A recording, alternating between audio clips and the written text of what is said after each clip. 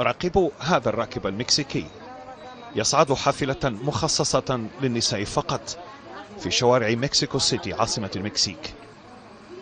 يمنع على متن هذه الحافلات الاختلاط بالرجال. إنها أفضل وأحدث طريقة لمكافحة التحرش اليومي بنساء العاصمة المكسيكية اللواتي يعانين من التحرش بصمت. لم تنفع معه الشكاوى المتكررة لأقسام الشرطة. الآن أصبحت حياة السائق خوسيه أكثر سعادة منذ تعيينه لقيادة الحافلات المخصصة للنساء، لكن ما زالت ذكرى الاعتداء على إحدى قريباته على متن الحافلة ماثلة أمام عينيه.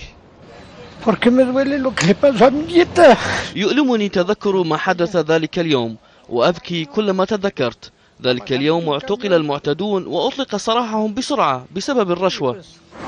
حالات التحرش والاعتداء على النساء في المكسيك على متن حافلات النقل العام بلغت حدودا لا تطاق، فقررت منذ عدة أشهر بلدية مكسيكو سيتي تجربة جديدة تقوم على مبدأ فصل الرجال عن النساء وتخصيص حافلات نقل للنساء فقط. تعمل هذه الحافلات على 22 خطا في مدينة شاسعة الأطراف. تقول المسؤولة عن الحافلات المخصصة للنساء في إدارة العاصمة إن التجربة نجحت بعيد إطلاقها، وإن معاناة النساء الصامتة انتهت الآن، ذلك أن 3 ملايين امرأة تصعد هذه الحافلات الخاصة بهن يوميا وبكل أمان.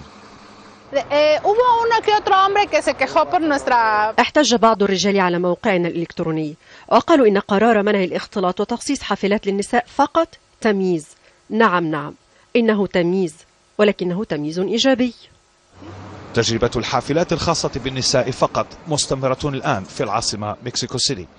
تنساب الحافلات يوميا بهدوء، وتعود الرجال، كما تراجعت شكاوى النساء من التحرش لدى أقسام الشرطة.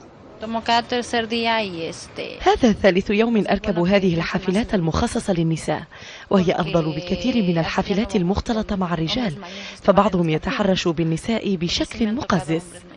حققت النساء الآن في العاصمة المكسيكية بالفعل مزيدا من الحقوق مع برنامج الحافلات الخاصة.